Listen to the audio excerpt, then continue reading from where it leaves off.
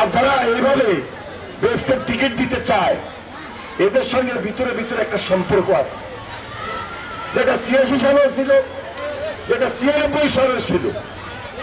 এরা ১৭২ দিন ৭৩ দিন হরতাল অবরোধ করে মানুষেরকে জিম্মি রেখে দেশের ক্ষতি করেছে, মানুষকে শান্তিতে থাকতে দেয় নাই, মানুষকে অশান্তিতে রেখেছে। আজকে এখন আবার লকডাউনের নামে এআই দিয়ে আর্টিফিশিয়াল ইন্টেলিজেন্সের মাধ্যমে মিছিল দেখায়, মিটিং দেখায়। আর কিছু তাদের কর্মী আছে গুপ্তভাবে ওই গুপ্ত রাজনীতির সঙ্গে মিলেমিশে ভিতরে বাইরে আজকে তারা বোমা হামলা করে, গাড়িতে আগুন দেয়।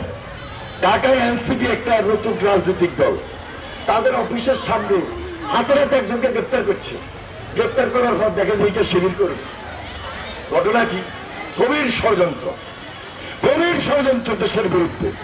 নির্বাচন যেন না হইতে পারে, তারা নির্বাচনকে বাধাগ্রস্ত করতে চায়, তারা নির্বাচনটাকে বন্ধ করে দিতে চায়।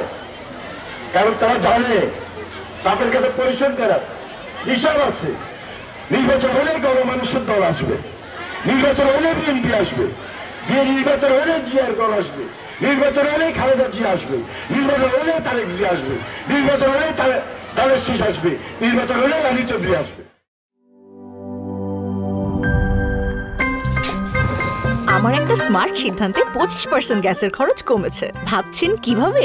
সাধারণ গ্যাস স্টোভ বদলে আমি এনেছি আরএফএল গ্যাস স্টোভ। এর সাইন্টিফিক নজল ও ব্রাস বার্নার ক্যাপ সমানভাবে তাপ ছড়িয়ে রান্না করে দ্রুত, তাই গ্যাসও বাঁচায় 25%, টাকাও বাঁচে 25%। আরএফএল গ্যাস স্টোভ নিরাপদ ও গ্যাস সাশ্রয়ী।